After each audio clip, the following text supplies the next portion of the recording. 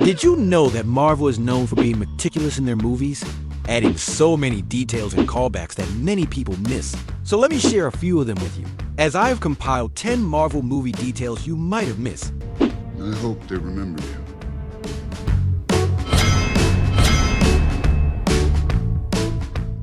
Did you know that in Iron Man 3, Tony had to wait a long time for his suit to arrive during a fight? 5, 4, 3, come on! 5, 4, 3, 2, 1. So to prevent this from happening again, in Civil War, he created a mini hand suit that is stored inside his watch, so he would never be caught defenseless again. Because Tony Stark learned from his mistakes. Did you know that Tony Stark didn't create the time machine in Endgame? Many people still think Tony is the one who created the time machine in Endgame, but actually, he didn't. The machine used to go into the quantum realm that Scott used is already the time machine. The problem is they didn't have the proper equipment to navigate inside it. And that's what Tony Stark created, a quantum GPS. A fully functioning time-space GPS. Did you know why the ex-wife missile didn't work on Whiplash?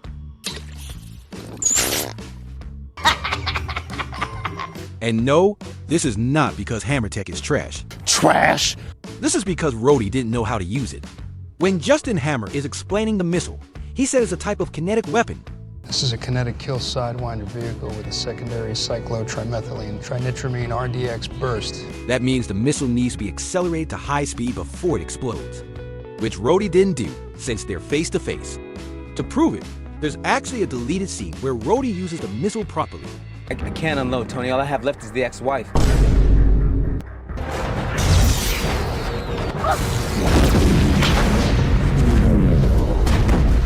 Why is Thor not in Captain America Civil War? Many people think it's because he's on Sakaar.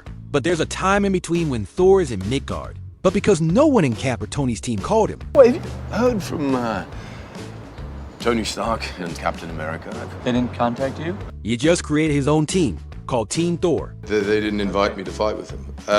I just started my own team. Team Thor, of course. Why did Thanos remove his armor after getting the Space Stone? When Thanos got his purple hands on the Tesseract, he removed his armor. This is because after gaining the Space Stone, he became the first being to wield 2 Infinity Stones. No other being has ever had the might to wield not 1, but 2. This makes him think no one can stop him anymore. Hence, he doesn't need any kind of defense, since he can just teleport anywhere he wants. Why Thor don't want Captain America to use Stormbreaker? No, give me that. You have the little one. Is it because he's selfish and doesn't want anyone else using his axe? Well, no.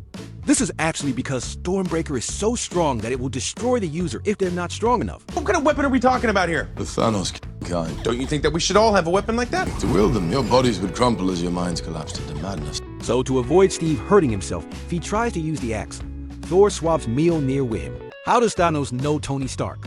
Stark. You know me? In Avengers Infinity War, when Tony and Thanos meet, it surprises Tony to learn that the Mad Titan knows him. You know me?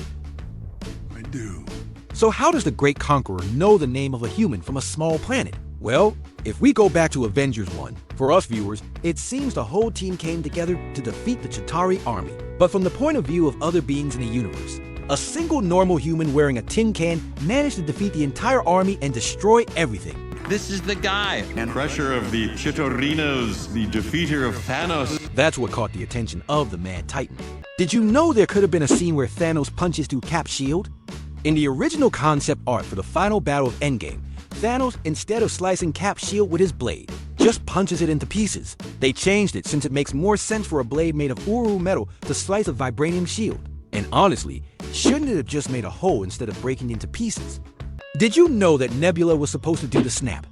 In the original concept art for Endgame, it wasn't Tony who would sacrifice his life for the universe. It was Nebula. This is because she's the one who did it in the comics. It's great that they didn't go through with it, since it's perfect that Tony did it, that the one who started the saga is the one who also ends it.